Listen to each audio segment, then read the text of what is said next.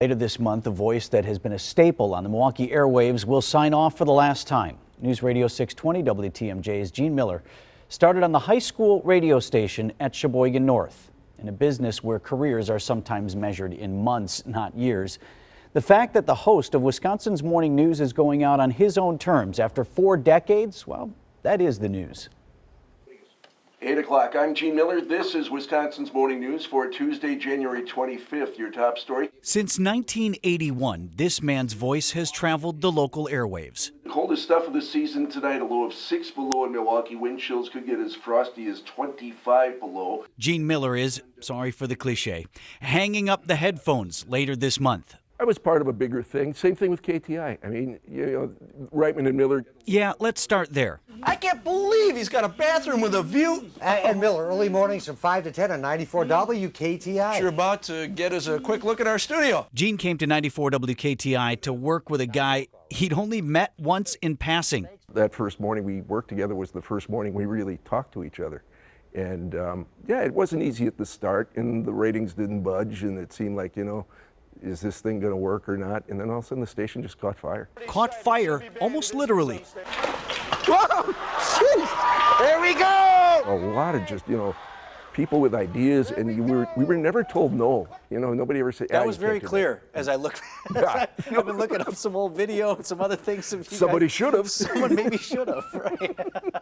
there were no bumpers, there were no railings. It's just, we'll put it out there. Some of it worked, a lot of it worked, some of it didn't. COVID hospitalizations going down in Wisconsin. The number's still high, but Chief Medical Officer. Gene's career took a more serious tone in 2007 when he switched bands on the radio dial and titles on the air. You went from being and Miller to Gene Miller. Yeah. When you went down the hall to 620. Tell me a little about that transition. That was about a 6-hour surgery. It was a big change, and to this day, a job for which Gene holds great reverence. I got to admit, I never really felt comfortable in that space, in terms of just like thinking who had been there before and what people expect, and am I up to this, and boy, I hope I can fool them for another year. Always humble. As you might expect, Gene truly has not spent a lot of time thinking about retirement. That last day, I don't know what that's going to be like, walking out that door that last time.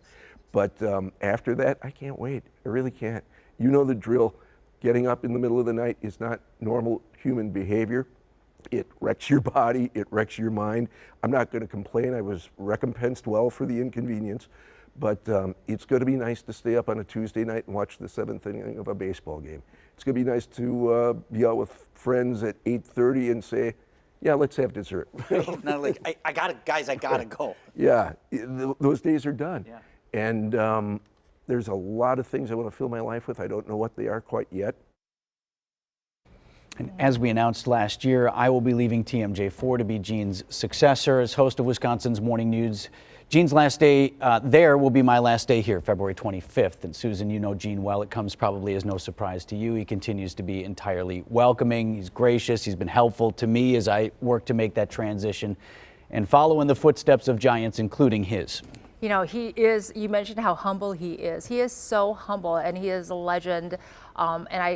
He is everything you hear on the air, and I know a lot of people are probably sitting there going, I want to hear Gene Miller today because my days with him are limited, right? They're running out. And we have a lot of things planned for you on your last day. We'll get to that. So be sure to join us the week of February 21st as we say goodbye to you. Oh, thank you, Susan. And congratulations to you, too. There's a lot of stuff that did not make that piece. It's up on our website, tmj4.com right now if you look for this story and other stories from Gene. And Gene's professional radio career began with part-time work at WHBL in his hometown of Sheboygan and WSPT in Stevens Point, where Gene also did 2 years at the University of Wisconsin-Stevens Point. He was on the air for a year at 93 QFM here in Milwaukee before joining WKTI in '82 and then WTMJ in 2007.